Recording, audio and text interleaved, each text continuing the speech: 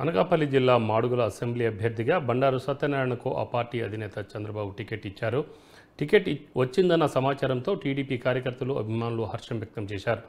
Ticket okay కావడంతో గవిరెడ్డి రామానాయుడుతో కలిసి సత్యనారాయణ సింహాద్రి అప్పన్న మాడుగుల మోదమాంబ అమ్మవారిని దర్శించుకున్నారు. వీరికి ఆలయ కమిటీ చైర్మన్ పుప్పాల అప్పలరాజు ఘనస్వాగతం పలికారు. అనంతరం అమ్మవారికి బండారు ప్రత్యేక పూజలు నిర్వహించారు.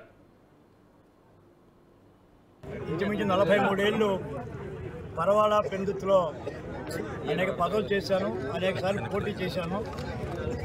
కానీ ఈ ఎన్నికల్లో నాకు ఇది 8వసారి పోటీ చేయడం.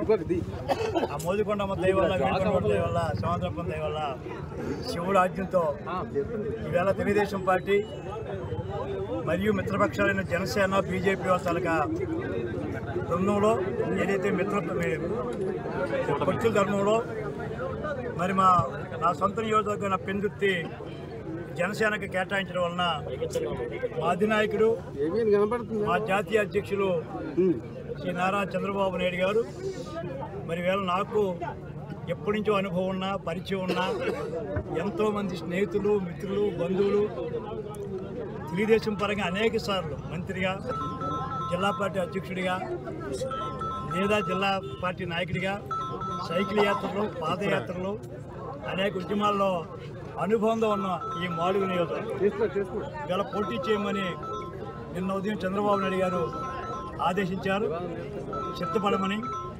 ఆయన ఆదేశానుసారం మరి మన ఎంపీ అభ్యర్థి అయిన సీఎం రమేష్ గారు కూడా వారు రిక్వెస్ట్ చేశారు, అన్న మీ మన కాంబినేషన్ కావాలి, మీరు సీనియర్ అక్కడ పోటీ చేయాలన్న కోరిక.